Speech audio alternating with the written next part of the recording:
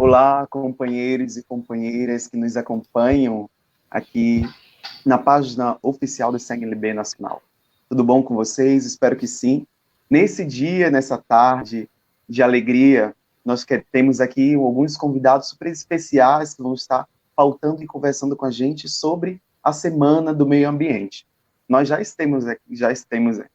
estamos aqui com a irmã Vieira, que vai trazer uma abordagem, né, a partir da Ima Vieira, perdão.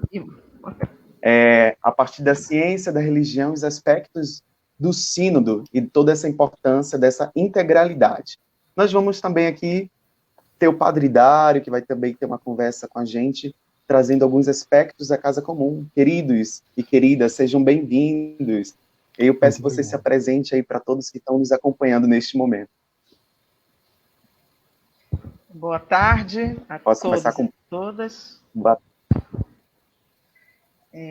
Boa tarde. Eu sou Ima Vieira, eu sou ecóloga, pesquisadora do Museu Paraense Emílio Gueldi, que é uma instituição de pesquisa em Belém, uma das mais antigas, ou a mais antiga, instituição de pesquisa e museu de história natural da Amazônia. Posso começar? Maravilha. Boa tarde, eu sou Dario, sou um missionário comboniano, padre, italiano de origem, mas já moro no Brasil há mais de 15 anos, e faço parte da rede Igrejas e Mineração e também da rede eclesial panamazônica. Por muitos anos eu morei no Maranhão, numa região afetada pelas atividades da mineração, uma região da Amazônia Oriental. E agora estou em São Paulo, em quarentena, esperando que tudo isso nos permita de novo a possibilidade de encontrar nossos povos. E também tive, junto com Ima, a alegria de participar e a graça de participar ao Sínodo da Amazônia. Maravilha.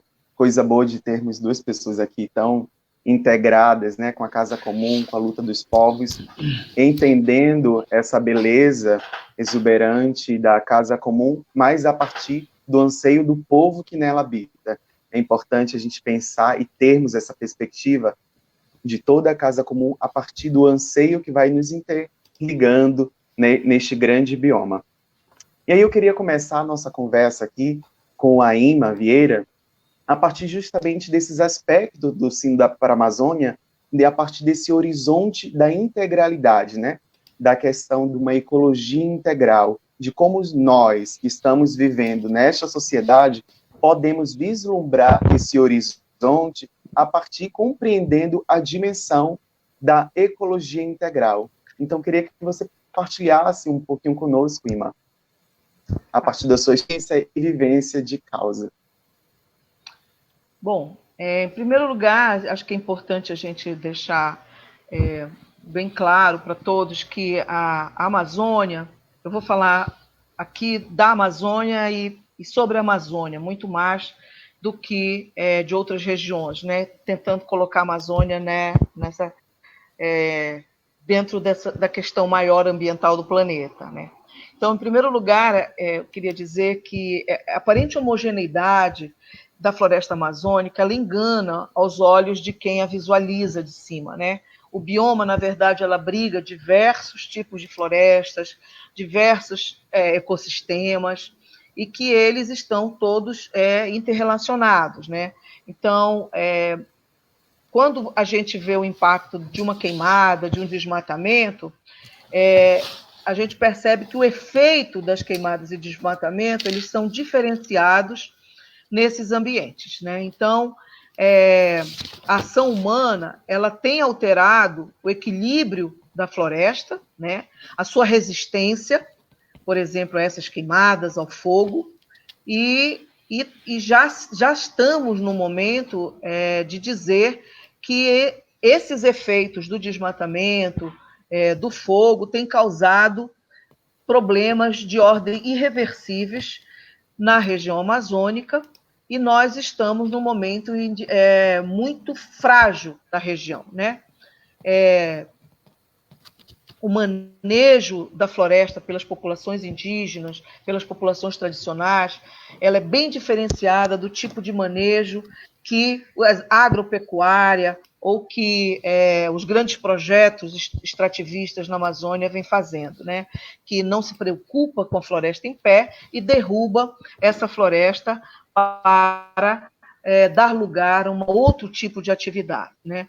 Então, a partir da década de 60 a 70, isso se intensificou na Amazônia, e hoje nós temos uma situação muito preocupante na região. Nós vimos agora que aumentou o desmatamento do ano passado para cá, e essa mega biodiversidade que a Amazônia tem está ameaçada, né? Ela é uma grande reguladora do clima na Amazônia, né, essa floresta. Então, além de ter uma mega biodiversidade que está ameaçada, essa capacidade de regular o clima no planeta também está ameaçado, né? Todos os processos ecológicos de evapotranspiração, de transpiração das plantas, ela alimenta um extenso, o que a gente chama de rios voadores, né, que são grandes jatos de água que se formam na região equatorial do Oceano Atlântico, e que percorrem altas camadas da atmosfera, cerca de 3, 5 quilômetros de altura, e que retroalimenta com vapor d'água toda essa região do sul e sudeste do Brasil. Então, todo esse equilíbrio, né, do ciclo hidrológico, da biodiversidade, tudo isso está sendo ameaçado por essa saga sem limites do capitalismo, né, em torno da ocupação do território amazônico, e nós já estamos vislumbrando a Amazônia entrando num novo regime de clima mais quente, altamente vulnerável, com estações secas mais prolongadas. Então, nós estamos verificando uma situação de uma combinação de fatores, né, que está levando a floresta a chegar num ponto de inflexão, que os especialistas chamam de um ponto de não retorno, ou um ponto, em inglês, de tipping points, que é a Amazônia chegar num outro tipo de vegetação, né? Ela pode deixar de ser floresta e chegar a ser um tipo de vegetação mais aberta, como um cerrado, e por isso eles chamam de savanização, né? Então, a Amazônia, ela resistiu a mudanças climáticas no passado, e ela pode se adaptar às mudanças futuras, desde que haja manejo, conservação e até restauração dessas áreas já degradadas, isso tudo seja priorizado. Agora, como que o conceito de ecologia integral, né, como essa proposta do Papa Francisco, né? Eu sou ecóloga, mas eu sempre digo aos meus colegas que a proposta e esse conceito do Papa Francisco de ecologia integral, ela nos traz uma nova percepção da ecologia, né? Na sua integralidade,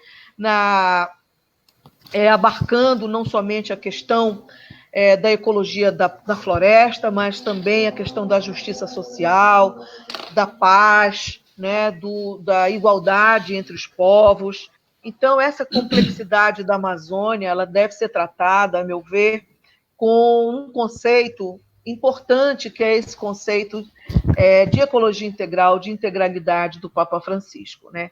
Então, uma das questões que a gente está pensando hoje, quando a gente vê essa pandemia aqui na região amazônica, é de como essas alterações estão contribuindo para que novas epidemias apareçam na região amazônica. Aqui nós temos um grupo de vírus, de arbovírus, que é muito numeroso, né? E que vivem na floresta, e que qualquer alteração pode levar ao surgimento de novas epidemias, porque o homem ele já entra nesse processo, ele já está entrando nesse processo onde nós temos alterações muito grandes. Então, ele causando a alteração e sofrendo o efeito da alteração ou da degradação da floresta, e essas alterações podem levar a que novos vírus apareçam com novas doenças, sendo causadas, né? Nós já temos febre amarela, temos várias outras, mas nada impede que essas alterações na floresta amazônica causem novas epidemias. Então, com essa rápida escalada da Covid na região amazônica, eu acho que nós precisamos olhar com cuidado, porque nós somos uma região que não tem acesso à saúde, né? Nós temos um deserto hospitalar aqui enorme, né? Não temos UTI praticamente, no estado do Amazonas só existe em Manaus, aqui no estado do Pará existe em Belém alguns poucos municípios e muito aquém da necessidade, e esse acesso precário à saúde, ela vai levar certamente a uma pequena capacidade de prevenção e de recuperação da população, e nós já estamos sentindo isso aqui na região amazônica. Então, em todo esse contexto, mais do que nunca, é importante que a gente envolva e sustente esse conceito de ecologia integral do Papa Francisco, para que a gente possa dar um novo rumo, digamos assim, ao que vem acontecendo aqui na região. Então, a ecologia de Francisco é uma oportunidade única de que a Igreja se torne aliada, né, na luta contra essas mudanças ambientais, não só na Amazônia, mas em todo o globo, em todo o planeta. Então, esse pensamento socioambiental do Papa Francisco, ele deve ser o norteador das ações, não somente da Igreja, mas da sociedade, em torno de um entendimento, né, de todos nós para alternativas de desenvolvimento, alternativas econômicas que nos tragam realmente o bem-estar, o bem-viver aqui na Amazônia e em todo o mundo. Os cientistas já estão chamando de uma nova época geológica. Nós já vivemos numa época que a gente chama do antropoceno, né? Em que as atividades humanas têm modificado de tal maneira a vida no planeta, e aqui eu dei um exemplo na Amazônia, que já há alterações e indicadores muito fortes de que já estamos numa nova época geológica dominada pelo homem e com todas essas transformações.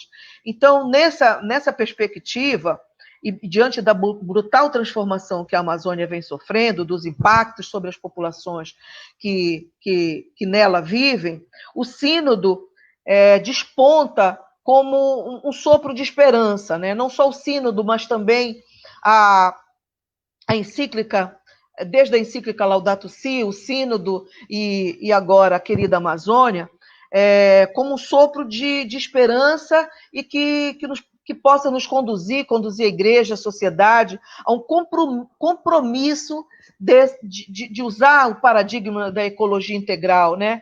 Com as preocupações socioambientais, a preocupação com a justiça, com a paz social, a mudanças coletivas e a mudanças individuais.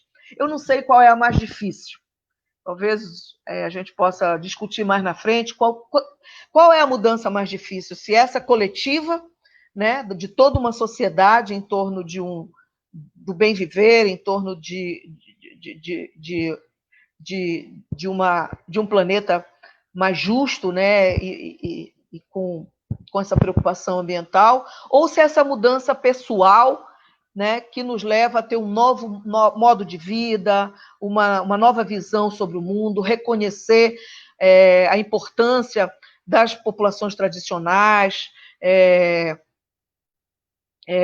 fazer essa conversão individual, né, essa conversão ecológica individual, mas também comunitária. Então, tudo isso nos leva a grandes desafios, né? Como propõe debater aqui, os grandes desafios, eu acho que elas estão apontadas desde a encíclica Laudato Si, elas estão apontadas no sínodo, elas estão apontadas na querida Amazônia, né?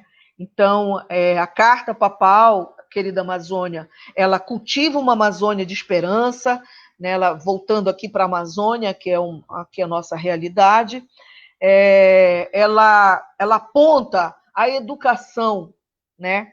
E a conversão ecológica individual e coletiva como ingredientes das mudanças. Então, eu acho que esses são dois aspectos importantes. O Papa Francisco fala que não haverá uma ecologia sã e sustentável, capaz de transformar as pessoas se não forem incentivadas a adotar outro estilo de vida, menos voraz, mais sereno, mais respeitador, menos ansioso e mais fraterno, né? Ele dá voz aos poetas e apresenta os argumentos, articulando os 4 sonhos que correspondem às 5 conversões do documento final do Sínodo para a Amazônia. Então, o sonho da Amazônia pelos direitos dos mais pobres, a Amazônia que preserve a riqueza cultural, a Amazônia que guarde zelosamente a sua sedutora beleza, e as comunidades cristãs capazes de se devotar e encarnar a Amazônia e que dê à igreja rostos novos com traços amazônicos. Então, desde a Laudato Si, o Papa Francisco alerta para as crises complexas, né, nas dimensões sociais e ambientais, e essa ecologia integral, do vínculo dos seres humanos, né, dos seres humanos ao mundo natural, essa abordagem ela deve ser feita também por esse ângulo. A ciência, né, a política e a religião, elas fazem parte dessa abordagem também da ecologia integral. E os caminhos, eles foram dados no sínodo, na exortação, e alguns desses caminhos eu coloquei numa publicação, num texto, que eu falo dos 10 caminhos, né, para a ecologia integral na Amazônia, mas eu acho que eu vou citar aqui alguns que eu vejo importantes, né? O caminho do diálogo social e interreligioso, né? Do respeito, do encontro, né? Que ajude com cuidado, com o planeta, com a Amazônia, o cuidado de intervir no território de forma sustentável, junto com os atores sociais, e aí o cuidado com a preservação dos estilos de vida e os valores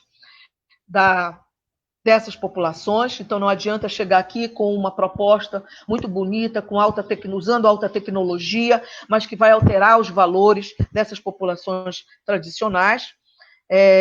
O da educação, como eu já falei, da conscientização da população, e eu acho que a igreja deve ser um ponto de referência seguro, né, no mundo que hoje está perdido diante desse evento tão inesperado que é a Covid-19, essa doença, e eu acho que a igreja tem um papel de contribuir para a elaboração de um pensamento mundial pós-coronavírus, baseado na ecologia integral, na economia solidária e justa, em educação,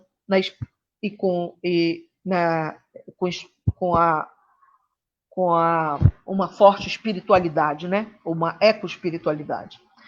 A epidemia deixou muito clara as nossas vulnerabilidades, mas eu acho que o Papa Francisco está fazendo muito bem em preparar, né, a sociedade para o mundo, para uma igreja e para o mundo pós-pandemia, né? Por último, eu anotei aqui o que eu veria como grandes desafios para a atual conjuntura, para que a gente garanta a existência do planeta e, consequentemente, as futuras gerações. Então, em primeiro lugar, adotar medidas que minimizem o aquecimento global e os efeitos das mudanças climáticas. Por exemplo, a existência da Amazônia, a floresta amazônica em pé, é fundamental nesse sentido. Garantir a integridade dos territórios indígenas e das populações tradicionais. Então, a sabedoria desses povos, a vida deles, todas as vidas importam e a deles mais do que qualquer outra no mundo. Devemos reconhecer a importância da produção de alimentos saudáveis, sem uso de agrotóxicos, e apoiar a agricultura familiar como alternativa que deve receber investimentos e ser fortalecido. Devemos combater fortemente a grilagem de terras na Amazônia, que está associada à degradação florestal, ao desmatamento e ao saque dos territórios das populações indígenas e tradicionais. E devemos fortalecer as instituições de direitos humanos, os movimentos sociais na luta em defesa da floresta e dos povos da Amazônia, e, por último, devemos nos unir contra o fascismo. Então, por hora, eu paro aqui, depois a gente pode ouvir os colegas e continuar debatendo. Obrigada. Ima, querida, obrigado pela sua partilha e através do seu conhecimento e vivência, né, na sua localidade e através dessa coletividade. A Ima, ela traz vários aspectos para a gente refletir, né, a partir dos diversos efeitos diferentes, né, das causas e danos do meio ambiente, a importância de se ter uma coletividade presencial dentro das comunidades, dentro das instituições, por acreditar e reconhecer o saber popular dos povos indígenas como um novo caminho também de integralidade, né? Então, Ima, obrigado pela sua partilha. Desde já também quero acolher aqui o nosso companheiro, o Felício Ponte, né? Já está aqui conosco. Felício, seja bem-vindo, viu? E aí, você que está nos acompanhando, seja bem-vindo. Durante essa transmissão, você quiser fazer alguma pergunta, alguma contribuição, você pode estar deixando nos comentários, né, alguma contribuição para um dos nossos convidados. E agora a gente quer conversar um pouquinho e ouvir a partilha do Padre Dário, né, que vai trazer para a gente essas novas relações de cuidado com a casa comum a partir da população indígena, né? Então a gente queria entender, Padre Dário, qual é essa importância, né, desse cuidado com a casa comum, as ameaças e mudanças, né, que já surgem através desde aí da carta, da encíclica da Laudato Si. Sim, muito obrigado, Luiz Felipe. Um grande abraço a Ima e a Felício, amigos, companheiros, pessoas que admiro muito. Fico até muito honrado e um pouco tímido a estar num grupo assim tão preparado, mas é um bom aprendizado. E muito obrigado ao Conselho Nacional do Laicato, que admiro muito por seu compromisso e por sua visão do papel de leigos e leigas na igreja. Sim, eu quero entrar no diálogo com vocês, continuando o diálogo de Ima, a partir do contexto da Amazônia, mas com uma característica particular que vem da minha experiência, que é o enfrentamento à mineração. Pode parecer um campo bastante específico, mas tentarei, nestes 20 minutos, mostrar que, de fato, se trata de um paradigma, do extrativismo. A mineração é um dos modelos mais predatórios do extrativismo que saqueia, que retira e arranca as riquezas e os bens comuns da terra. E esse paradigma é um paradigma que nos desafiará muito, sobretudo num contexto pós-pandemia. Então, queria entrar um pouco por este eixo. Vou usar algumas imagens, porque, de repente, podem me ajudar a expressar melhor minhas ideias. Obrigado a quem está me ajudando a passar. A gente tem esse lema, que está sendo um lema de fortes protestos no mundo inteiro, a partir dos Estados Unidos: não consigo respirar. E assim como é um grito do racismo, que denuncia o racismo, é um grito do povo negro que, na pessoa do George Floyd, se reconhece como um povo inteiro ao qual é retirado o respiro, poderíamos colocar essas palavras também na boca, no coração, na alma da Amazônia, como disse bem a Ima, né? Ela que se encontra exatamente ao limite do ponto de não retorno. Também a Amazônia não consegue respirar. O diálogo da Amazônia com George Floyd exatamente tem a ver com o racismo ambiental. O racismo não é só uma questão de raças, de etnias, de separação de pessoas, mas tem uma vertente fortemente ambiental. Por exemplo, a gente, na Amazônia, temos as regiões mais isoladas e com menos acesso à saúde. E temos também os povos com a menor imunidade. É, portanto, evidente que, porquanto alguns dizem que o vírus da Covid é um vírus democrático, na verdade, ele se instala em um contexto de sociedade profundamente desigual, profundamente antidemocrático. E o vírus, assim como todo tipo de violência, acaba evidenciando uma sociedade e uma relação nossa com o meio ambiente extremamente racista. Um outro exemplo desse racismo ambiental é o fato que, já no Brasil, a política de... Eu vou falar quando é para passar. Já no Brasil, a política de controle e de prevenção do Covid é péssima, mas isso ainda mais grave se dá no contexto da Amazônia, onde há uma absoluta falta de programas de prevenção e de intervenção, e até chegamos ao limite que os próprios fundos emergenciais que têm sido separados para a emergência Covid nem estão sendo investidos completamente. Um outro exemplo desse racismo ambiental pode ser medido a partir exatamente dos municípios mineradores. No Brasil, a taxa de mortalidade por contágio é mais ou menos os 6%. Quer dizer, de 100 pessoas contagiadas por Covid, tendem a morrer uma média de 6 pessoas. Pois é, nos municípios onde há atividades minerárias, de mineração, esta média tende a crescer muito mais, até chegar ao limite em Parauapebas, em Marabá, que é um dos municípios na cadeia de escoamento do minério de ferro no corredor de Carajás, no Pará.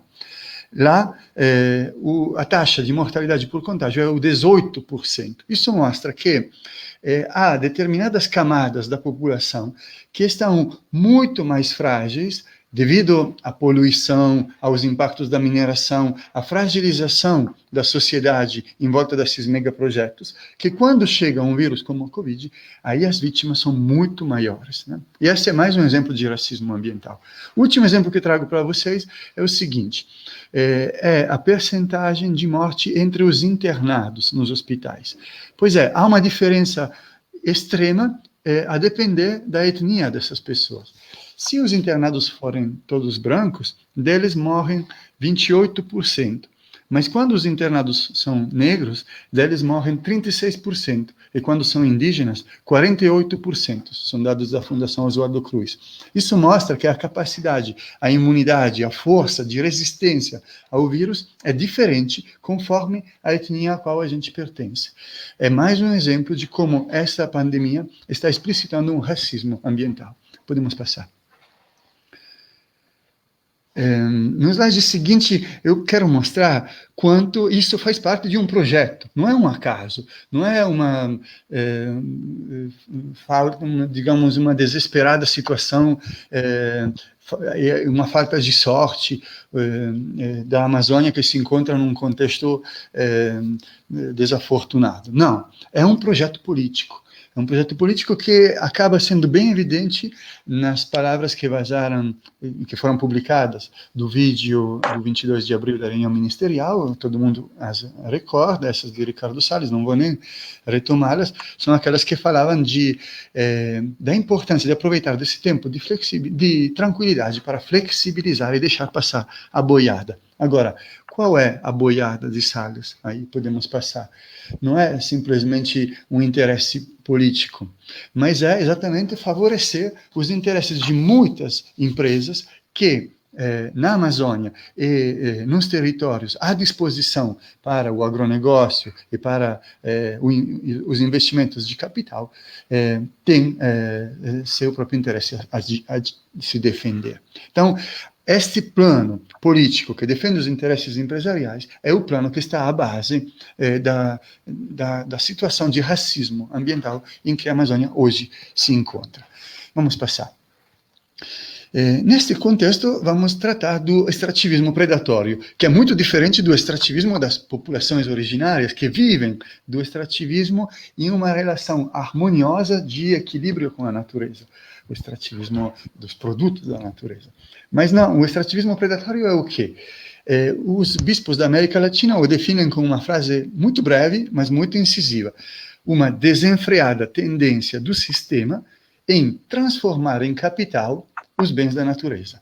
Quer dizer, enxergar tudo aquilo que é a criação colocada à disposição do ser humano como um potencial capital a ser transformado e revertido a favor do interesse de poucos.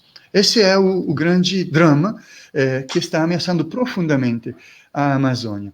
E vamos ver, então, quais as perspectivas desse extrativismo, uma vez que ele quer se instalar nesses espaços considerados, entre aspas, por alguns, vazios, né, à disposição.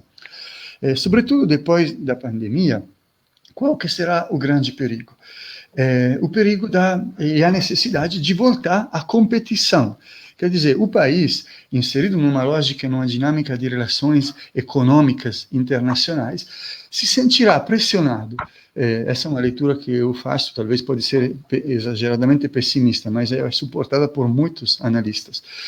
Pressionado a realimentar a sua capacidade econômica e produtiva, e a maneira mais fácil de fazer isso, qual que será? Já que não temos uma capacidade suficientemente elaborada de verticalização produtiva ou de diversificação econômica, a maneira mais fácil é repetir aquilo que há 500 anos estamos realizando num modelo colonial exportador extrativista. Exatamente, voltar a saquear, incentivar e aumentar a profundidade do nosso saque. O ouro, com certeza, será um dos minérios ainda mais cobiçados depois do Covid, porque, inclusive, nessa instabilidade profunda da economia, será um dos materiais que pode garantir segurança financeira.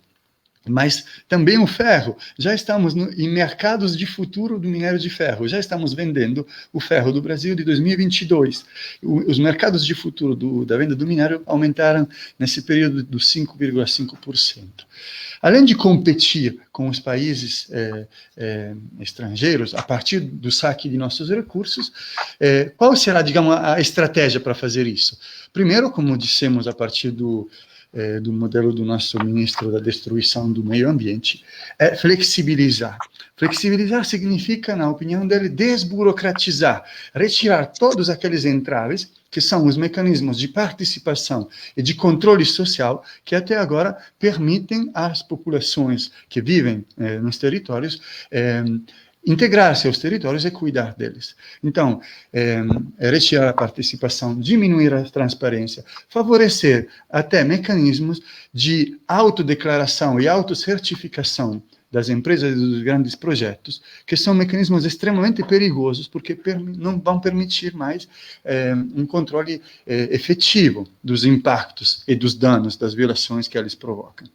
Uma terceira maneira para enfrentar digamos, para retomar a economia na lógica da destruição, é esta de ampliar os territórios. Nessa lógica, exatamente, como dizia antes, a Amazônia ela é um espaço que precisa ser conquistado. Aqui entra todo o desafio da mineração em terras indígenas, toda a ameaça da expansão do garimpo, que tem sido cada vez mais favorecido e cada vez menos punido, e todo o desafio, de fato, de uma projetualidade da infraestrutura na Amazônia voltada ao escoamento. Depois, rapidamente, para poder garantir isso, será necessário ainda mais militarizar os territórios. Em particular, isso está acontecendo na Amazônia. Eu achei absurda uma notícia pela qual a operação do Exército Brasil Verde 2, uma operação instalada a partir da cidade de Manaus, de um mês, para tentar bloquear o desmatamento, ela custa tanto quanto custaria financiar o IBAMA ao longo do ano todo. Qual que é o movimento que está sendo feito? Sucatear o IBAMA, exonerar os funcionários e os trabalhadores do IBAMA mais decididos e mais competentes no enfrentamento e favorecer e estimular a presença do Exército, que tem gastos muito mais altos e menor competência na defesa da Amazônia. Por último, o tema continuará sendo cada vez mais a ameaça das populações nos territórios, sobretudo a partir de quem quer instalar grandes projetos exatamente em suas regiões. Pode dar mais um clique, porque aqui entra uma das nossas iniciativas, que é a campanha A Vida por um Fio, que é uma campanha de autodefesa e autoproteção das comunidades e das lideranças ameaçadas. Cada vez mais teremos que intervir na defesa exatamente de nossos povos frente a esse projeto que estou tentando desenhar para vocês. Rapidamente, então, quase concluindo, quero mostrar a vocês um mapa, aqui pode passar rapidamente, é um mapa que mostra exatamente quanto a agressão da mineração na Amazônia está cada vez se ampliando como uma mancha de óleo. Aqui não dá para comentar muito, mas, enfim, em roxo são os rios e os projetos que estão poluindo os rios, principalmente pelos garimpos. Em azul, claro, são os projetos de prospecção, portanto, de pesquisa minerária, enquanto que em azul escuro são os projetos já instalados na Amazônia. Mas passando mais à frente, quero já passar um pouco à ação. O que a gente pode fazer com respeito à mineração em específico? Hoje quero me referir em especial a uma campanha que tem sido lançada nesta semana, voltando. A campanha Mineração não é essencial, a vida sim. Essa campanha, ela, digamos, diz que, porque denuncia o absurdo da mineração, não só no Brasil, mas em vários países da América Latina, ter sido declarada uma atividade essencial. É uma atividade que, na verdade, está colocando em perigo a vida de muitos trabalhadores e muitas comunidades. Agora, no caso do Brasil, a mineração corresponde só ao 0,66% do PIB, do Produto Interno Bruto do Brasil. Portanto, para quem é essencial a mineração? Mineração exporta de 70% a 90% do minério do Brasil para o exterior. Então, de novo, para quem a mineração é essencial?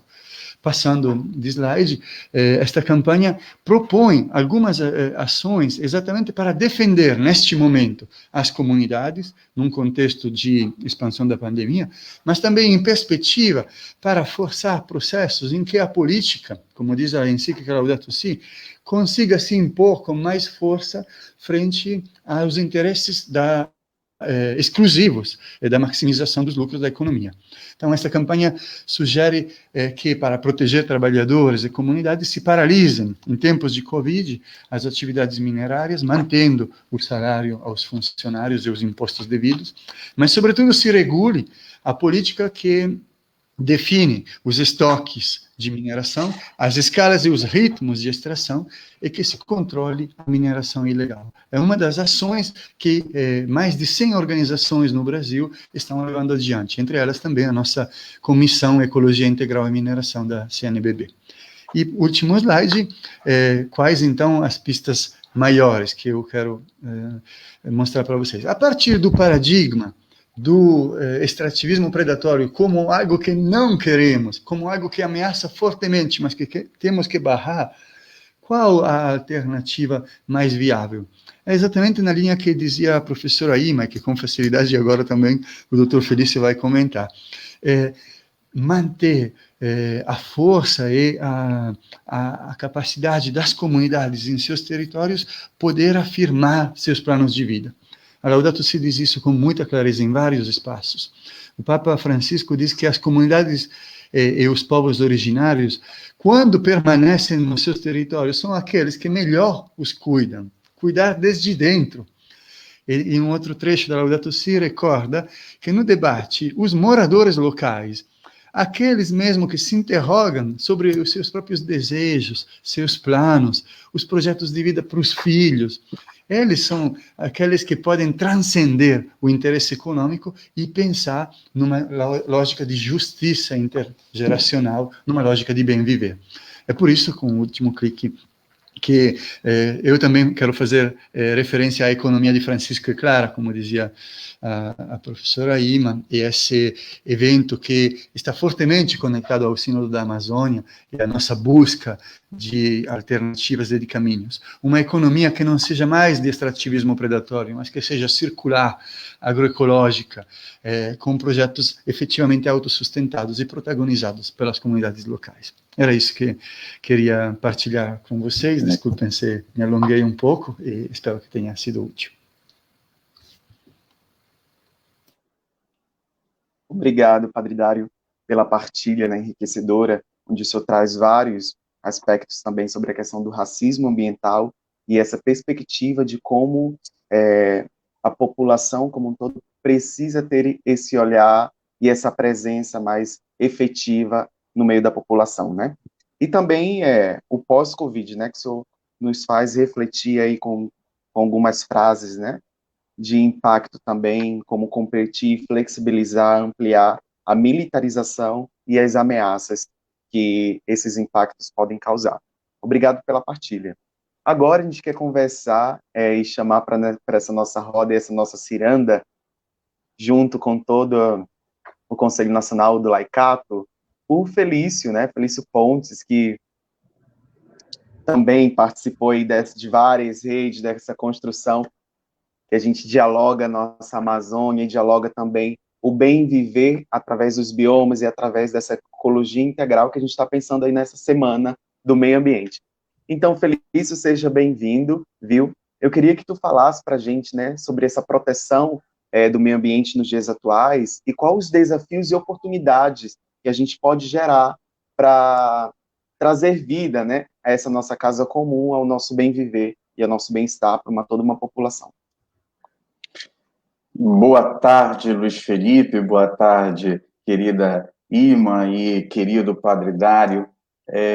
Vocês não sabem da honra e da alegria de estar aqui com vocês hoje, e principalmente de falar depois da Ima e do Padre Dário. Porque enquanto eles estavam falando, eu também, Luiz Felipe, tinha preparado alguma coisinha para que pudesse ser mais didática a minha fala, e fui retirando os slides que eu tinha.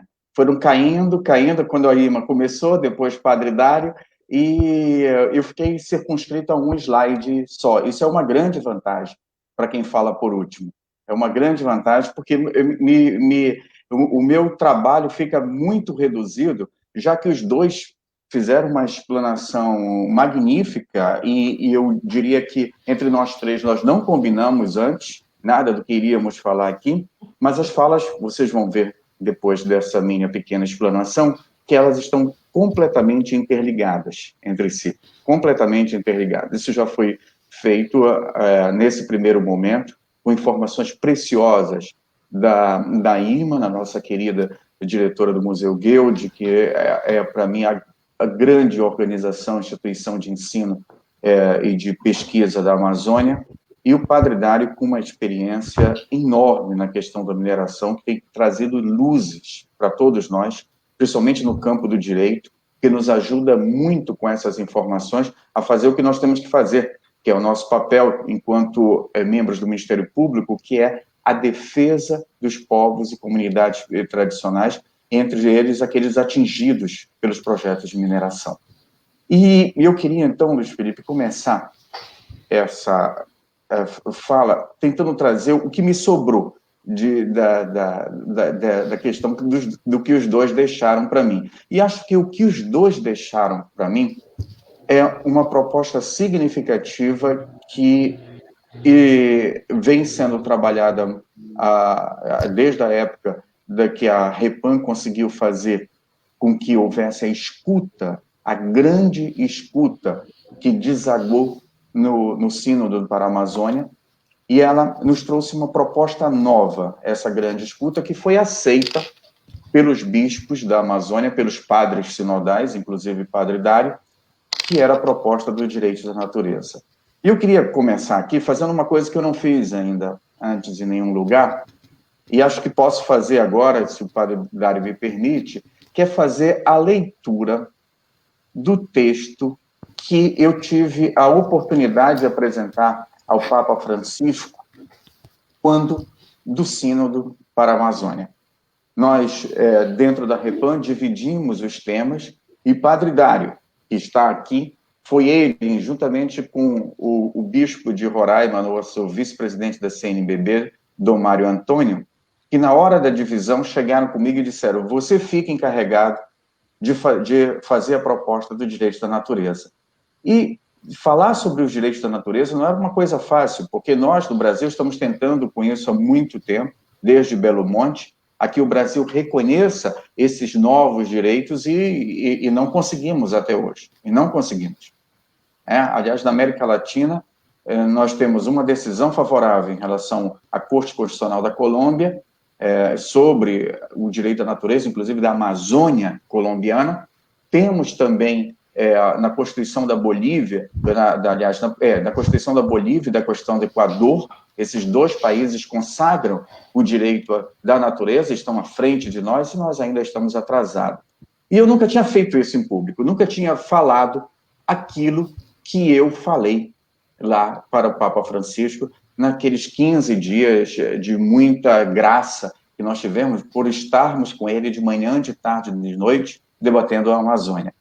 E eu dizia assim, Luiz Felipe, eu queria pedir licença a vocês para ler esse pequeno texto que eu apresentei lá, depois das reflexões que foram feitas na escuta que deu ensejo ao instrumento Labores, que foi o documento que foi levado para Roma, e de lá pudesse desencadear nesse novo, no documento do próprio Sínodo, que deveria ser um documento que já não deveria ser mais falado, mas o próprio Papa Francisco, porque a exortação apostólica Querida Amazônia, ela deveria ficar no lugar do documento do Sínodo. Mas o próprio Papa Francisco reconheceu que o documento do Sínodo da Amazônia era algo magnífico, porque ele detinha, segundo as próprias palavras dele para nós ali, ele detinha algo que era muito caro para todos nós, que era a análise da situação.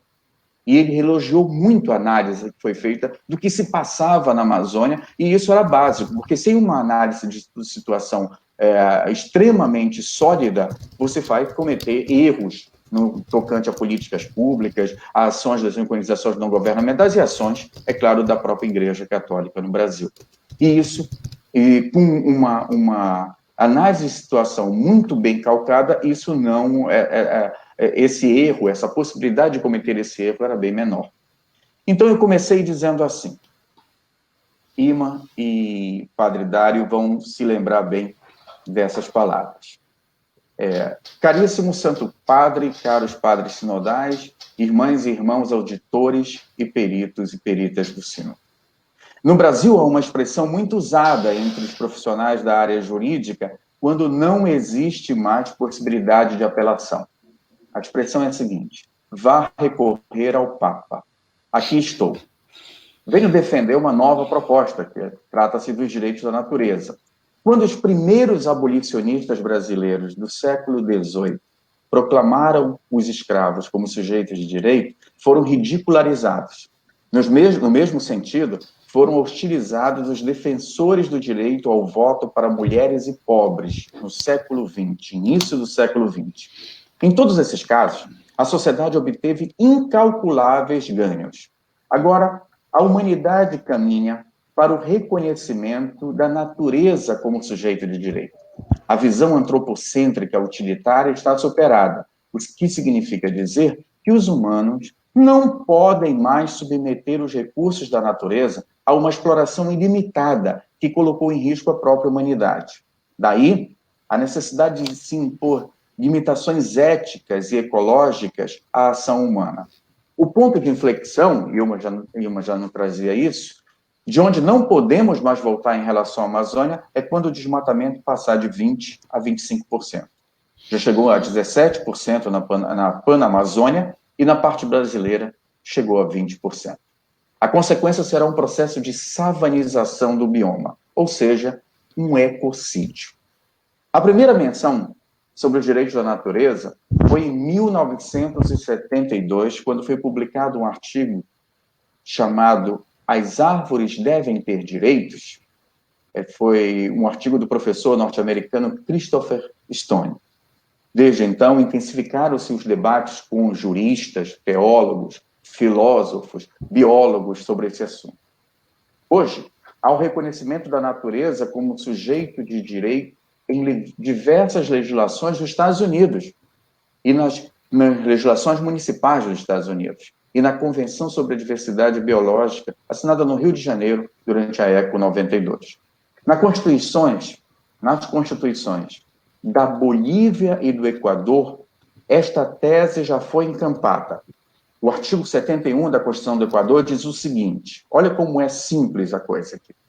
A natureza, ou Pachamama, onde se reproduz a vida e se realiza a vida, tem o direito que se respeite integralmente sua existência e a manutenção e regeneração de seus ciclos vitais, estrutura, funções e processos evolutivos. É isso que está na Constituição do Equador. E no campo da jurisprudência, destaco uma decisão da Corte Constitucional da Colômbia no ano passado. Em uma decisão proposta por 25 jovens, numa ação judicial, o governo foi condenado a apresentar um plano para zerar o desmatamento da Amazônia colombiana, que é responsável, dentre muitas outras coisas, pelo abastecimento de água da capital, Bogotá. À luz da palavra, há uma aliança fecunda de Deus com o ser humano e toda a criação, como está em Gênesis, no capítulo 9, em João, no capítulo 10, e outras passagens bíblicas que não vou declinar aqui, porque seria como ensinar o Pai Nosso ao vigário, que é outra expressão muito popular no Brasil. Mas cito a encíclica mais lida da história da humanidade, quando diz que, abre aspas, a Bíblia não dá lugar a um antropocentrismo despótico, que se desinteressa das outras criaturas. Isto está na Laudato Si, número 68. Diante desses fundamentos, solicito que a Igreja estabeleça uma opção preferencial pela criação, em memória da Marte da Amazônia, da Marte da Criação e da Marte da Ecologia Integral, irmã Dorothy. Foi isso, então, Luiz, que eu trouxe para a nossa contribuição naquele debate. E nós conseguimos que o instrumento Labores, o documento do Sínodo da Amazônia, que tinha como base o instrumento Labores, que é esse aqui, que nós tivéssemos, os bispos, os padres sinodais, conseguirem incorporar os direitos da natureza em 2 dispositivos deste documento. 2 dispositivos. Para não dizer que houve erro de tradução ou de interpretação, fizeram logo em 2. No número 74 e no número 84, está consagrado lá, para quem quiser estudar, 74 e 84, os direitos da natureza. E eu gostaria de terminar fazendo uma breve amostra desse último slide que me sobrou, ainda bem, aqui na nossa conversa, e eu acho que posso, eu não sei se consigo compartilhar eu já estou compartilhando a tela, você me diz aí, por favor, se a tela vai, agora sim, se a tela pode ser compartilhada. Veja se já consegui compartilhar essa tela. Mas ainda não está. Ela não aparece? Só mais um pouquinho, ainda não. Vamos ver. Para mim, está mostrando que o compartilhamento já está na tela. Não está ainda não, né? Não. Agora. Espera. Está chegando. Agora. Isso. Agora. Já? Sim. Vejam se conseguem ver esses slides. Sim? O direito da natureza.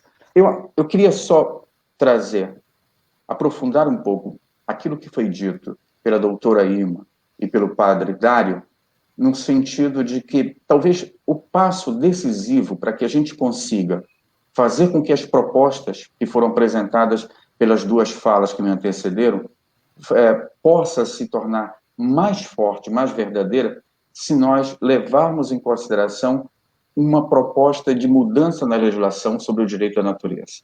O que queremos dizer com isso? Não queremos colocar a natureza numa redoma e deixar o ser humano fora. O antropocentrismo, ele vai continuar existindo. O antropocentrismo, melhor, ele vai continuar existindo. Ele vai continuar, eu vou tentar voltar um pouco para, já que assim o slide não está me ajudando nessa explanação. Vejam se agora vocês conseguem ver. Sim. Também. Então, o que eu gostaria de chamar a atenção nisso é essa parte do antropocentrismo alargado. Quando se trata do direito à natureza, nós não estamos colocando o ser humano fora. Pelo contrário, talvez a foto demonstre bem o que eu quero dizer. ela faz com o ser humano integrado à natureza.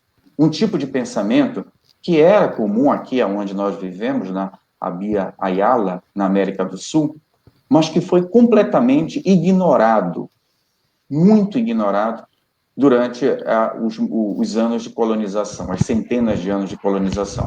É preciso retomar esse pensamento que mostra o ser humano não como o dominador da natureza, mas o ser humano como parte integrante dessa natureza.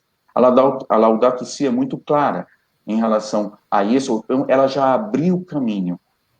O parágrafo 68 dela, dizendo que a Bíblia não dá margem, não dá lugar, ela não corrobora um antropocentrismo despótico, quer dizer, aquele antropocentrismo dominador, o homem centro do universo, isso não está na Bíblia. Quem diz isso é o Papa Francisco, na Laudato Si. E agora, cabe a nós, ele abriu o caminho, cabe a nós mesmos que caminho devemos seguir. Nós não podemos mais ficar arraigados a um tipo de pensamento como um homem dominador da Terra. E, por último, o ecocentrismo profundo. Nós não estamos falando do que os americanos chamam de deep ecology. Não estamos falando disso. A deep ecology faria com que o ser humano pudesse ser algo afastado da natureza, como se ele não existisse e não fizesse parte. É exatamente o contrário que a gente quer que aconteça. É um ser humano também integrante da natureza, assim como as demais criaturas que formam parte desse organismo vivo que os cientistas chamam de Gaia. Portanto, era essa a contribuição. Oi. Ai, caiu. Caiu. Eu acho que caiu aí a internet do Felício, mas a gente pode continuar aqui, até que restabeleça a conexão, pautando algumas situações. Ele traz, né, várias provocações, indubitavelmente pertinente a abrir uma grande reflexão sobre o direito da natureza. Mas nós podemos aqui, também, já que estamos aqui quase chegando numa hora de live, algumas pessoas fizeram algumas indagações, algumas perguntas, né, mas eu posso começar pela Ima, pela professora. Na sua fala, ela traz algumas perspectivas a partir de novos estilos de vida. E aí, eu queria fazer essa pergunta a partir de como a gente pode gerar um espírito dentro de uma sociedade coletiva a partir desse movimento de aderir novos estilos de vida, pensando nessa ecologia integral, coletiva e plena. Eu acho que a gente tem que começar com informação. Há muito conhecimento gerado sobre essas questões das transformações ambientais, dos impactos na vida das pessoas, no meio ambiente, no mundo inteiro, na Amazônia, inclusive, mas eu acho que está faltando informação para a população, né? Então, eu acho que dar informação para a população, fornecer informação para a população é o primeiro passo, né? Então, eu vejo que essa é uma questão fundamental de ter boa informação. Nós estamos vivendo um mundo de fake news por aí, né? E também sobre a Amazônia há muito fake news também, e eu acho que informação é muito importante. O outro aspecto que é importante, que o Papa Francisco já havia anunciado, é a questão da educação, né? Então, é fundamental, e ele já havia pensado nisso quando chamou os principais líderes do planeta na área de educação para conversar com ele, que ele já observou que o mundo está virando obscurantista, e ele passa a importância da educação para a população sobre as coisas do mundo, né, em geral. Vários aspectos, desde ecologia, economia, vários aspectos ligados a essa questão do bem viver.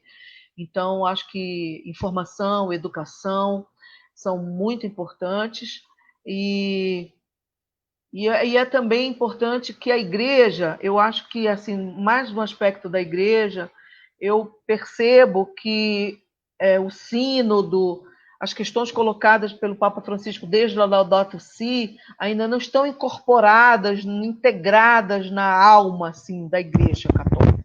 A gente vê alguns grupos que ignoram totalmente o que foi feito no sínodo, o documento final, a exortação do Papa Francisco, e nós vimos um grupo que transborda, né, coragem e coloca todas essas questões na vida da igreja, do dia a dia. Eu acho que é importante para os católicos terem esse conhecimento e abordarem essas questões dentro da igreja também. Então, a gente vai formando um coletivo, né, dessas mudanças que não são fáceis, mas eu vejo que informação, educação e a própria igreja incorporando todas essas a ecologia integral na formação dos párocos, na formação de todo mundo e na discussão com os fiéis, eu acho que são caminhos importantes.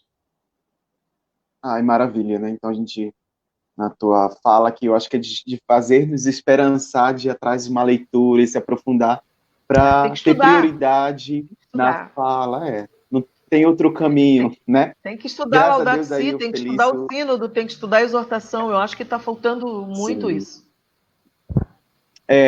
E aí também, a partir justamente de gerar esse debate, esse discurso, não só na fala, né, mas que gere práticas, né, práticas de ações transformadoras. Eu acho que isso é muito importante também. Felício, querido, bem-vindo de volta.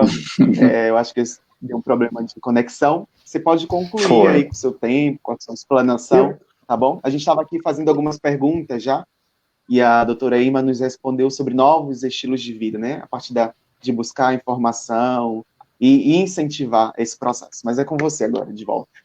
Obrigado, Luiz Felipe. Era só para concluir. Na verdade, eu ia fazer a última fala, era a última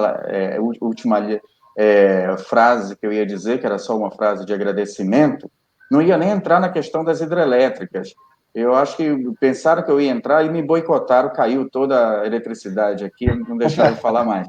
Mas nem ia entrar na questão de Belo Monte, não ia precisar citar isso como exemplo. Mas já que caiu e eu tenho a oportunidade, vou citar e queria contar essa historinha, que foi uma historinha dos colegas da Irma, não sei se ela lembra disso, mas acho que a gente deve socializar isso para que se tenha uma ideia, todos nós, católicos, e a direção que a igreja tem que tomar nesse momento tão difícil, que isso talvez possa ajudar a tomada de decisão.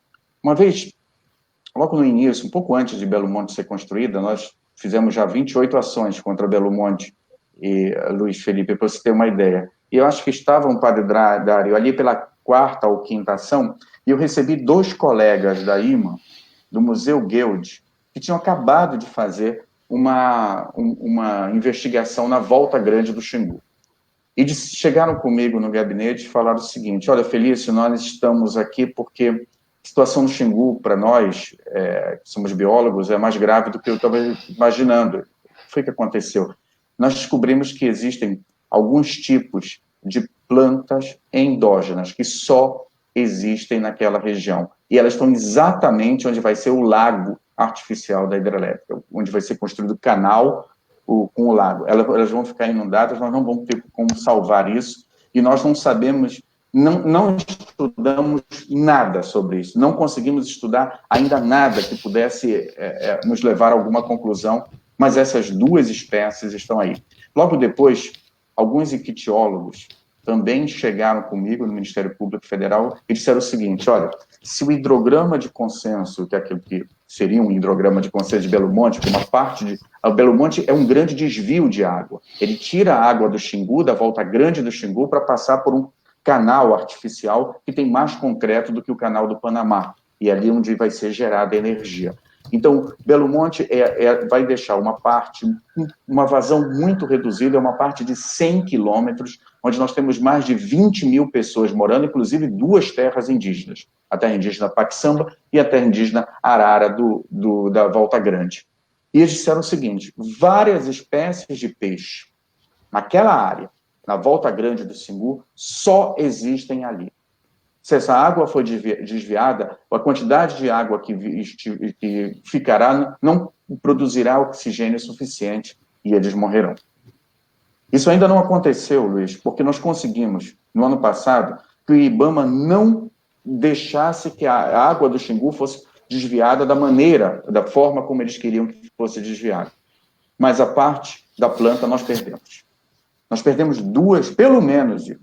Eles falaram para mim, pelo menos, porque nós não conseguimos fazer uma investigação profunda na Volta Grande para saber o que existia ali naquela área onde seria inundada. E aí a pergunta que fica para todos nós, e que me ficou para mim, essa conversa deu origem depois, conversando com os indígenas também da região, a primeira ação judicial que defende os direitos da natureza no Brasil, que é essa, proposta em relação a Belo Monte, foi a primeira vez que se foi para a justiça defendendo os direitos da natureza, mas o que fica em indagação, eu acho que era muito mais do que jurídica, ou muito mais do que ecológica, ou do que teológica. O que se está em jogo aqui é o seguinte: nós temos o direito, nós temos o direito de fazer com que espécies de plantas, de animais, sejam completamente extintas por um projeto mega faraônico e que não conseguiu fazer nem mesmo que produzisse energia no Brasil suficiente. Hoje, as últimas notícias que vêm de Belo Monte dão conta de que eles querem agora construir lá uma usina térmica para completar a geração de energia, porque a água não foi suficiente para gerar energia, e isso, todas as universidades brasileiras que estudaram Belo Monte, todos os institutos de pesquisa que estudaram Belo Monte, diziam que isso ia acontecer. Diziam que isso ia acontecer. E eu não tenho ideia, talvez a Ima possa nos ajudar nisso, e o Padre Dário também, do que significa a perda de uma espécie. O que significa a perda de uma espécie de peixe dentro do conjunto de um ecossistema? O que significa a perda de uma planta do conjunto do ecossistema? O que isso desencadeia mais? É triste ver isso, e eu espero que com essa pandemia nós possamos nos preocupar com essas coisas, não interpretando mais o Gênesis como o homem dominador da natureza, mas como ele integrante dela. Isso é preciso uma mudança de mentalidade para isso. Mas como fazer uma mudança de mentalidade num curto espaço do tempo, que precisamos que ela aconteça, se nós viemos nesse continente pelo menos 500 anos de uma colonização que colocou na cabeça da gente que a floresta era um obstáculo e não um aliado. Como fazer essa mudança? Eu acho que esse é o nosso grande desafio. Uma coisa eu tenho certeza: o direito, nós do direito, não temos o papel principal nesse panorama, nessa situação. Não temos o papel principal.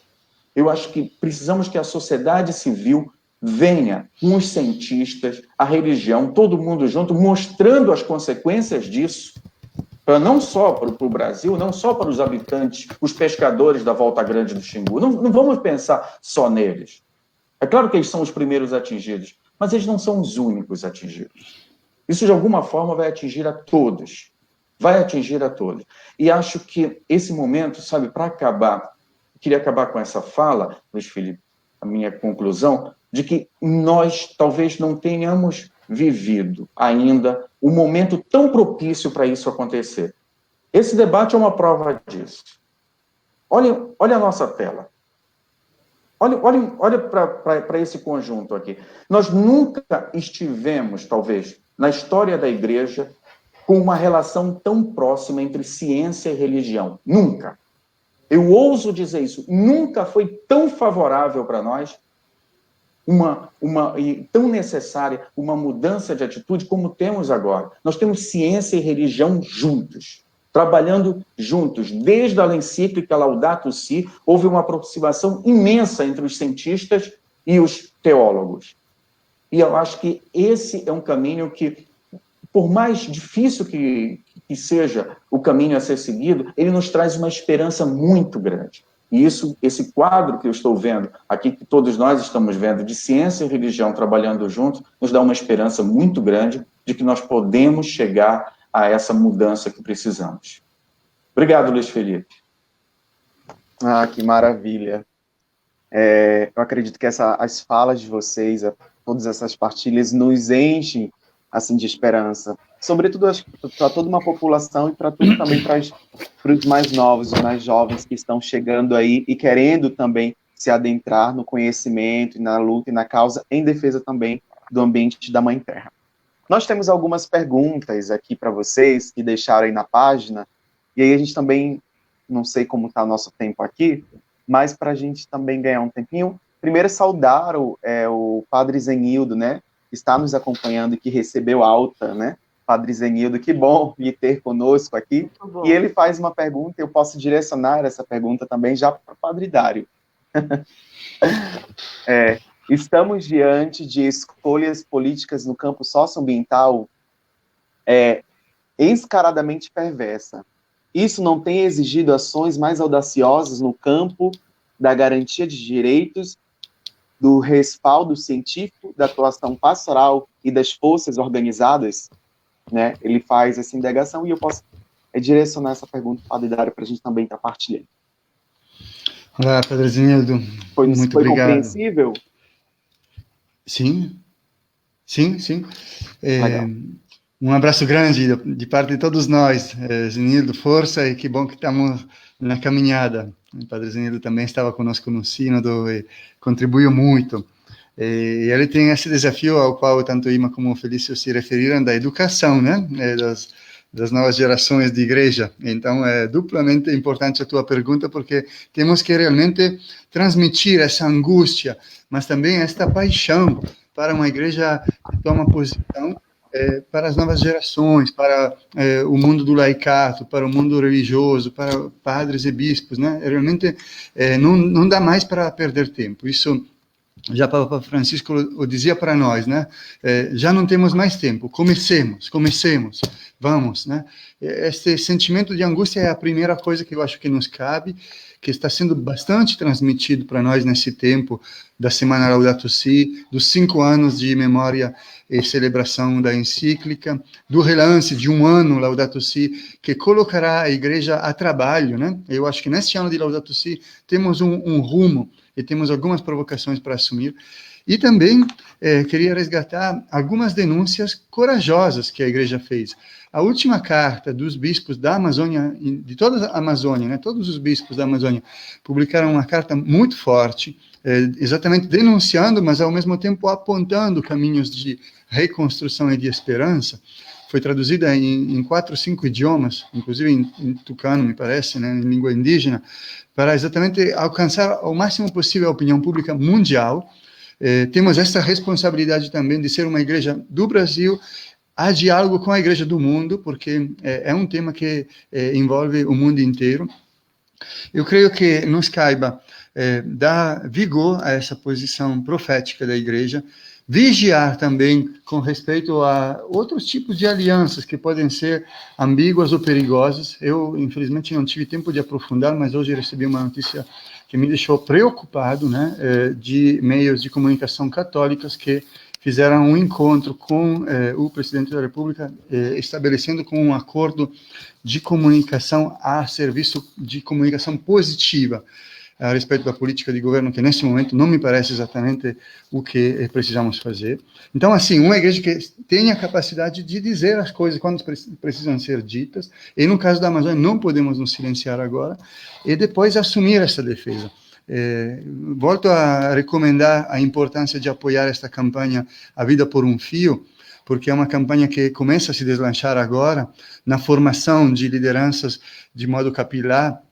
Mais de 120 lideranças de várias partes da Amazônia estão estudando ao longo de 1 mês e meio, em 5 módulos, para depois eles mesmos serem multiplicadores nos territórios. A igreja tem esse potencial de ser um ator de multiplicação e de capilaridade, né, para alcançar o maior número de pessoas. Esse trabalho que vocês estão fazendo, Luiz Felipe, de comunicação alternativa, é muito importante, porque precisamos aproveitar dos espaços criativos de comunicação e agregação que superem os veículos que tendem a moldar um determinado pensamento, e temos que trabalhar trabalhar muito na formação, no estudo e no compromisso. Então, Zenildo, te agradeço. Tenho certeza que a tua saída agora, a tua volta a uma total recuperação de saúde vai dar um ânimo e um vigor que contagia todos nós. Maravilha, sem dúvida. Temos também aqui a pergunta do Ronaldo, né? E aí, direcionada aqui para o Felício, né? Existe alguma perspectiva de ações por parte da Repam e dos bispos da região amazônica para a aplicação pastoral das propostas definidas pelo Sínodo da Amazônia, em especial agora, no pós-pandemia? Uma pergunta do Ronaldo César. Sim, essa é uma pergunta que nós na Repam temos tentado responder o tempo todo, em todas as reuniões. Eu queria pontuar duas coisas. A primeira é que o próprio Papa Francisco instituiu uma comissão pós-sínodo. Então, antes, no último dia, se eu não me engano, foi o penúltimo dia do sínodo, foi nomeado uma comissão pós-sínodo, exatamente porque o Papa sabia que aquilo não poderia ficar solto. Não era um documento para ficar solto, o documento do sínodo. Para mim, o documento do sínodo, Luiz Felipe, eu acho que isso me parece muito claro a todos nós, ele é a colocação em prática da Laudato Si na Amazônia. Para mim é isso. Se você olha a Laudato Si e o documento do sínodo, depois a querida Amazônia, os dois outros documentos que lhe sucedem é a colocação em prática. Ele diz, olha, para que a Laudato Si possa ser aceita, ser implementada, ser concretizada na Amazônia, é preciso fazer isso aqui, e esse aqui é o documento do Sínodo para a Amazônia, e logo depois a Laudato Si, e logo depois a querida Amazônia, porque elas se complementam, o Papa mesmo diz isso, quando abre a querida Amazônia, de uma forma muito categórica, muito contundente, ele vai dizer isso. Então, nós estamos pensando dentro da Repam, acho que o padre Dário pode complementar isso, mas de uma forma que, assim como houve a escuta, nós consigamos fazer o que nós chamamos de devolutória. Agora é o seguinte, para que o Sínodo da Amazônia acontecesse, foi feito um processo de escuta jamais visto também na história da Igreja. Jamais visto. Foram mais de 80 mil pessoas participando da Pan-Amazônia que disseram o que era, o que deveria ser, quais deveriam ser, melhor dizendo, os novos caminhos para a Amazônia. E agora, essas pessoas entregaram isso para os padres sinodais, nós, peritos e auditores, estivemos presentes atestando aquilo que veio das comunidades, agora está na hora de devolver isso para as comunidades. Está na hora de voltar às comunidades. Mas esse é o grande desafio da Repam hoje. É fazer com que essas comunidades saibam do que aconteceu, saibam da imensidão desses problemas que foram discutidos lá, das soluções que foram apresentadas, isso tem que ser devolvido para as comunidades, para ver o que daquilo pode ser levado em prática em cada diocese, em cada prelazia da nossa Pan-Amazônia. Eu espero, sabe, que isso seja, isso já começou. Em algumas dioceses eu posso garantir que algumas estão mais à frente, outras ainda estão engatinhando nesse processo, mas esse processo já começou. Eu espero que a pós-pandemia possa fazer com que haja um boom desse processo em toda a Pan-Amazônia. Eu espero também, tenho uma grande esperança nesse sentido, que algumas comunidades que não foram ouvidas no processo de escuta pudessem agora entrar nesse eixo, entrar nesse rio conosco, navegar nessa canoa e fazer com que pudessem agora se apresentar e também dizer daquilo que está proposto, o que pode ser de concreto na sua comunidade, filho. Esse é o grande desafio da Repam hoje. Esse é o grande desafio.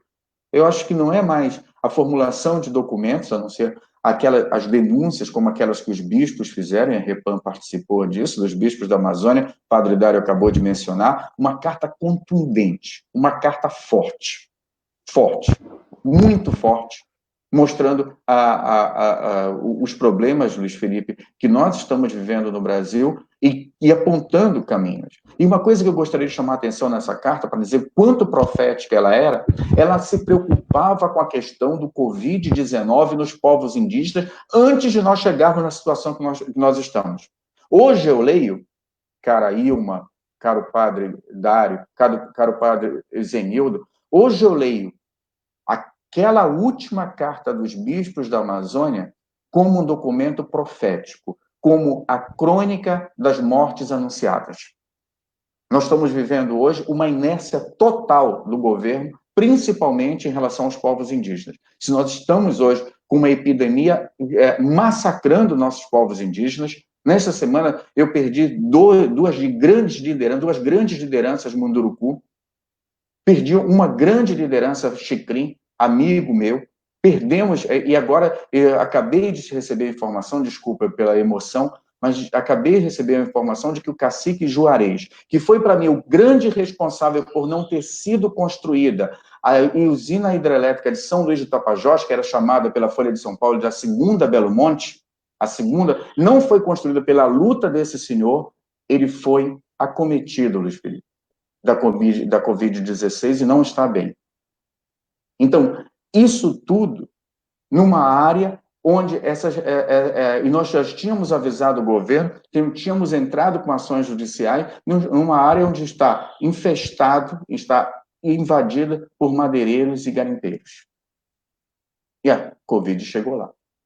Então, numa hora dessa, acho que a Repam tem que continuar fazendo sua denúncia profética, porque o próprio documento do Sínodo da Amazônia, eu gostaria de acabar com uma frase que não é minha, mas é uma frase dos padres sinodais, no número 70 do documento do Sínodo da Amazônia, que diz o seguinte, me permitam fazer a leitura. Para os cristãos, o interesse e a preocupação com a promoção e o respeito dos direitos humanos, tanto os individuais quanto coletivos, não são opcionais. Não são opcionais. Então, denunciar o governo federal pela sua omissão criminosa em relação aos povos indígenas não é opcional. Isso é uma coisa que a igreja tem que fazer, a não ser que tenha que se retirar, aquele que não quiser fazer, tenha que se retirar o adjetivo de cristão. Porque se quiser seguir aquilo que está sendo dito pela Igreja Católica, e aqui nós temos documento dos padres sinodais, de todos os bispos da Amazônia, há sim que se denunciar essa omissão criminosa do governo em relação aos nossos povos indígenas. Maravilha, essa partilha, né? E forte, né? Que nos faz percebermos aí quanto sujeitos e também que em posição em defesa, né? Obrigado, Felício. Temos aqui mais uma pergunta para a nossa querida Ima. Simples, mas também bem contundente. Tenho escutado dizer que o desenvolvimento sustentável é mais uma das grandes balelas. O que você tem a nos dizer? Essa é a pergunta aqui da Jocélia Ribeiro. Olhe, eu não diria que seja uma grande balela, mas realmente um conceito que tem evoluído muito desde a Eco 92, e eu acho que é muito desafiador, na verdade, né? Nós temos como medir, a ciência já nos mostra como medir se o desenvolvimento é ou não sustentável, né? Existem indicadores que são colocados tanto do ponto de vista social, como econômico, ecológico, cultural, etc., e de outras naturezas, que a gente pode muito bem medir se esse desenvolvimento é sustentável. Agora, a questão que a gente coloca sempre, quando está discutindo isso, é sustentável para quem, né? Então, uma grande empresa mineradora, ela pode dizer que a empresa é sustentável, com os indicadores que ela tem, com as referências que ela tem. Então, o que mais importante, que eu acho, dentro dessa discussão, é nós termos a convicção do que a população da Amazônia, ou brasileira, ou mundial, quer, né? Então, se ela quer empresas extrativistas que privatizem o lucro e socializem o prejuízo, ou se ela quer o contrário, né? Que ela quer realmente que todos se beneficiem com o que nós temos aqui na Amazônia e no mundo em termos de fornecimento de matéria-prima, de alimentação, a garantia da segurança alimentar. Então, é um conceito em disputa, eu diria, ainda não é um conceito totalmente formulado, mas tem como a gente discutir isso com bases bastante criteriosas, com indicadores e com termos de referência, né? A ONU, por exemplo, ela tem uma base de discussão muito forte, indicadores muito interessantes que estão sendo usados para os ODS, que são os Objetivos do Desenvolvimento Sustentável. Então, se a gente tem como base o que a ONU está nos colocando, e o Papa Francisco teve um papel importante nessa discussão das ODS ainda em 2005, quando ele estava elaborando a Laudato Si, os Objetivos do Desenvolvimento Sustentável estavam sendo formulados, e houve uma interação da Igreja com o desenvolvimento desses indicadores. Então, eu acho que é importante a gente saber que eles existem como a gente aferir, e mais do que isso, existe o que nós nos propusemos a ter e a ser dentro dessa discussão do desenvolvimento sustentável, né? Então, está em disputa ainda, mas não é balela, não. Eu acho que ele é muito sério e eu acho que pode ser avançar.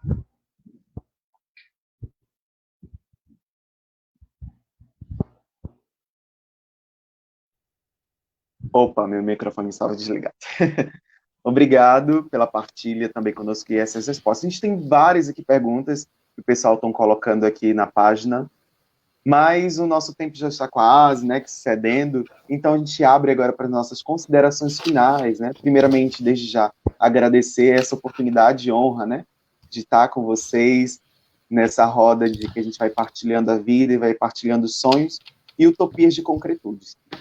E aí, eu queria agradecer, em nome do Conselho Nacional do Laicato, dos leigos e leigas do Brasil, a presença do Padre Dário, da doutora Ima, do doutor Felício. Acho que a partilha que vocês nos trazem nos faz esperançar na realização de acreditar num mundo novo, num mundo fraterno e irmão. Porque se a profecia cala em nossa voz, ela vai gritar em qualquer outro canto, né? E a partir dessa ação de profecia, que é ser presença, a gente quer agradecer a todos vocês e a gente abre agora para as considerações finais de cada uma aqui. A gente pode começar já com a nossa querida Ima. Eu gostaria de agradecer a oportunidade de estar aqui com vocês, com o Padre Dário, com o Felício, com você, Luiz Felipe, e com todos que estão nos assistindo, e de colocar algumas questões importantes desses desafios, né, que nós temos para nos mantermos como humanidade, né, como nos mantermos vivos e com solidariedade e com a certeza de que todos se beneficiarão de tudo que pode ser produzido e que pode ser dividido entre todos, né? Então, esse é um caminhar, né? A Igreja coloca esse desafio desde 2005. Eu acho que as coisas estão avançando. Tem alguns grupos que fogem um pouco desse caminhar, saem do caminho, eu diria, mas eu acho que é um caminho muito bonito a percorrer, muito importante, e eu tenho muita esperança de que nós vamos alcançar dias melhores e mais justos. Obrigada. Maravilha, obrigado, viu? Padre Dário. Sim, muito obrigado. Primeiro, muito obrigado a você, Luiz Felipe, pela organização, condução ao Conselho Nacional do Laicato. Quero também cumprimentar algumas pessoas que vi que participaram no chat, né? A querida Zoraide, da Rede Brasileira de Justiça Ambiental, o Padre Paulo Tadeu, lá de Manaus, as pessoas de São Paulo, Paraíba, Santa Catarina, Amazonas, Rondônia, Bahia. Nossa, fiquei apreciando a participação. Quero valorizar muito o papel do Ministério Público Federal, agradecer na pessoa do Felício, porque realmente dar um testemunho aqui de gratidão e colaboração, quando tem procuradores comprometidos, e Felício é um deles, mas tem vários com os quais estamos trabalhando, que nos dão realmente fôlego, esperança, consistência na ação, né? Isso mostra que ainda há possibilidade também, a partir das instituições públicas, de marcar e defender esses direitos, que são direitos coletivos e direitos da natureza, como disse bem o Dr. Felício. E resgatar o valor da pesquisa e da investigação, da ciência. Isso já Felício fez muito bem, mas agradecer a IMA por isso, né? Por essa iluminação que a partir do sínodo se tornou permanente, né? Porque agora não dá mais para se separar nesse caminho de busca comum. A Repam também, como foi dito, é um ator que creio tem muito futuro, tem muito espaço, e a Repam não é, sabe, uma entidade que existe. A Repam é um espaço onde todos e todas podem se incluir, né? Então, aqui fica também esse convite a sermos Amazônia. Estamos trabalhando muito o termo de amazonizarmos, né? Então, sentir que a Amazônia é parte de nós, né? No ar que respiramos, na água que a gente bebe, na paixão que a gente partilha, e fazer da Repam como um espaço de rede que é de todos, aberto a todos. Por último, quero dizer que, de fato, são tempos extremamente delicados, né? Nossa amiga Moema sempre diz, né? São tempos apocalípticos, mas não no sentido trágico que a gente, às vezes, dá essa palavra, apocalípticos no sentido de que revelam aonde está o cerne da questão e revelam também o limite crítico ao qual até hoje chegamos, né? Então, são tempos que nos dizem ou a gente se encaminha para reverter essa situação ou a gente vai cair juntos, né? Junto com esse planeta que é a nossa mãe.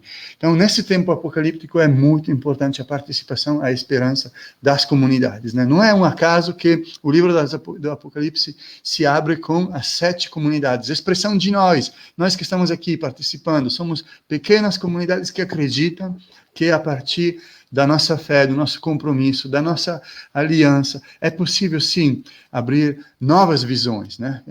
Revelar novos caminhos, revelar uma nova cidade, um novo encontro de Deus com a humanidade, que é uma cidade onde da qual sai um rio, né, que abastece e faz nascer frutos. É isso que nos cabe, é isso que é possível, isso que é urgente, é isso que estamos aqui construindo juntos. Obrigado.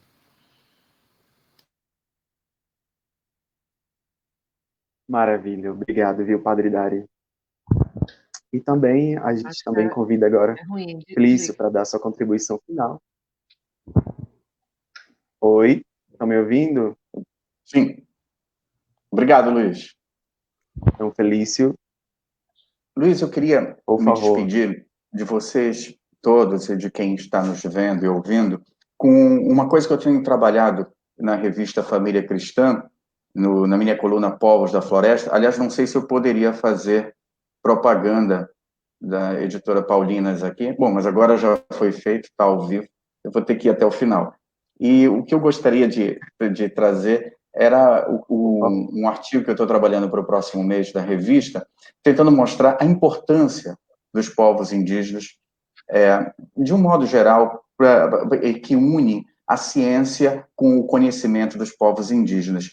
E estive pesquisando muito e falando com alguns cientistas e com alguns indígenas sobre o assunto, e me ocorreu de contar um pouco a história da malária. Você sabia que a malária chegou ao continente americano a bordo dos navios europeus do século XVI? A doença já tinha causado morte na Europa, na Ásia e na África.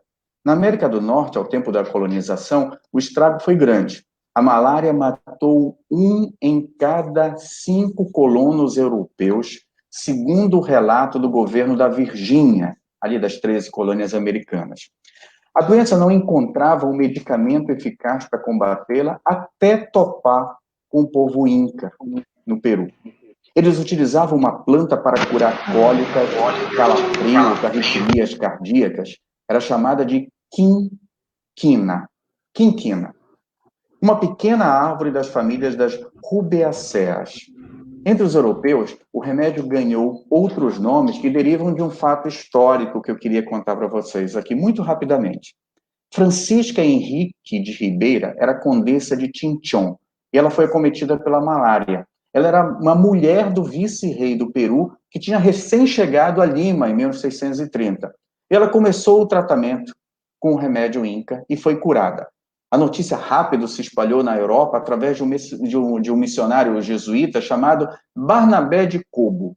Daí, A quinquina foi batizada por alguns nomes que a gente nem conhecia aqui no Brasil, mas eram muito conhecidos na Europa e no Peru, chamada de casca do Peru, pó dos jesuítas, pó da Condessa ou pó da Cinchona.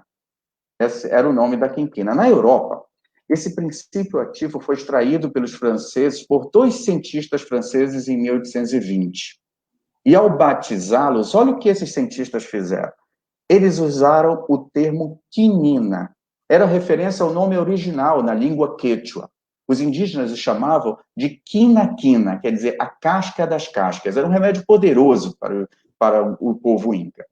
O antropólogo norte-americano Jack Wetford é quem retrata este acontecimento e vai chamar isso de o marco da moderna farmacologia. Muito interessante o livro dele. E para quem não está familiarizado com o nome, sabe o que é a quinina? Quinina é o princípio ativo da famosa cloroquina. Isso mesmo. O remédio que salvou milhões de vidas em todos os continentes é originário da medicina tradicional inca. Aliás, ele não salvou só, ele ainda salva. Neste ano, uma grande operação para combater o garimpo em terras indígenas foi executada. Após um incansável apelo, na verdade, do povo indígena Paracanã, a operação chegou à terra indígena Piteréua, no Pará. Essa terra indígena tinha sofrido uma imensa invasão por conta da usina hidrelétrica de Belo Monte. E agora tinha um ingrediente a mais: a invasão de garimpeiros que levavam até a aldeia o coronavírus. O barulho de helicópteros e de viaturas afugentou os garimpeiros, mas os equipamentos ficaram. Foram todos destruídos por fogo diante da impossibilidade de serem transportados. E dentre os objetos encontrados, sabe o que tinha ali, quando os garimpeiros fugiram? Uma caixa de cloroquina. Para mim, a operação terminou com 2 contradições, e eu queria fechar com essas contradições. A exoneração do diretor de proteção ambiental do IBAMA. O governo Bolsonaro parece não admitir que o órgão ambiental cumpra sua missão. E segundo, o remédio, entregue como dádiva dos indígenas à humanidade, é utilizado pelos garimpeiros para causar doença e morte aos povos indígenas. Era essa a minha reflexão final. Muito obrigado. Ah, maravilha. E a gente percebe, finalizando mais uma vez, nossa gratidão, né, a esse encontro de saber, religião, direito e a nossa eclesialidade interligada, pensando uma casa comum, pensando um coletivo. Então, a todos vocês, então, gratidão, Felício, Ima, Padre Dário, por essa partilha, por esse momento em que vocês nos proporcionaram nesse debate, e a gente voltar, às vezes, a rever os nossos processos, a rever tanto material bom que está aí, que a gente precisa ainda estudar, se aprofundar, dialogar, criar redes, eu acho que é muito importante nesse momento. Criar, né, de efetivamente, essa pastoral de conjunto do saber e dessa construção popular, científica, tributária e eclesial. Maravilha. Obrigado a todos vocês também. Obrigada, que nos acompanharam aqui na nossa rede, na página, né, da CNLB. Um forte abraço a todos e todas. Ótimo final de semana, gente. Até a próxima.